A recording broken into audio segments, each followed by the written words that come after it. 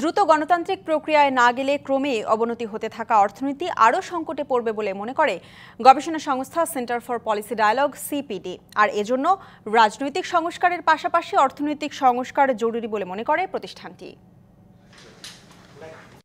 এদেশের মানুষের যা আয় তার চেয়ে জিনিসপত্রের দাম বেড়েছে দ্বিগুণ, কর্মসংস্থান কমেছে, রাজস্ব আহরণ কমায় কমেছে বিনিয়োগ, অত্যাবশ্যকীয় পণ্য সরবরাহে চাঁদাবাজি, মজুতদারি, অযৌক্তিক মূল্য নির্ধারণের মতো অনিয়ম মোকাবেলায় পদক্ষেপ নেওয়া যায়নি। তাই মূল্যস্ফীতি নিয়ন্ত্রণে ব্যর্থ হয়ে চলতি অর্থবছরের প্রথম 6 মাসে রাজস্ব প্রবৃদ্ধি হয়েছে মাত্র ৩.৭%। এসব তথ্য তুলে ধরে সিপিডি বলছে, অন্তর্বর্তী সরকার দায়িত্ব নেয়ার গেল 6 মাসে জনজীবন এবং ব্যবসা বাণিজ্য স্বস্তি আনার মতো কোনো পদক্ষেপ দেখতে পায়নি তারা। রাজনৈতিক অনিশ্চয়তায় বিনিয়োগ মন্দা, কর্মসংস্থান কমেছে। তাই সিপিডি মনে করে দ্রুত নির্বাচন দরকার।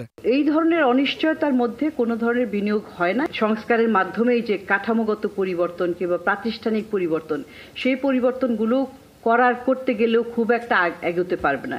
সেজন্য নির্বাচন ছাড়া উপায় নেই। 250-টিরও বেশি ডিজাইন অপশন নিয়ে ওয়ালটন স্মার্ট ফ্রিজ, বোঝে আপনার প্রয়োজন। সিপিডি আরও মনে করে, অর্থনৈতিক উন্নয়নের জন্য রাজনৈতিক সংস্কারের পাশাপাশি অর্থনৈতিক সংস্কারও জরুরি। আমাদের রাজনৈতিক সংস্কারও করতে হবে, অর্থনৈতিক সংস্কারও করতে হবে। আমরা এখন সংস্কারের অনেক প্রস্তাব আমরা দিয়েছি, কিন্তু সেটার বাস্তবায়ন করতে গেলে সম্পূর্ণ সেটাও একটু সময় লাগবে।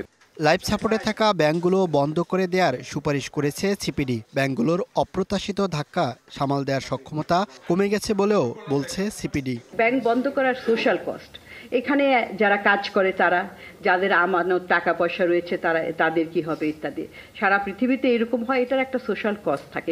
সাধারণ মানুষের অর্থনৈতিক ধাক্কা সামলে দৈনন্দিন জীবনের চ্যালেঞ্জ মোকাবেলা করতে যাতে সক্ষম হয় সবার আগে, এখন সেদিকে নজর দেওয়া দরকার বলে মনে করে CPD. Muhaiminul Khan Apu, DBC news, Dhaka.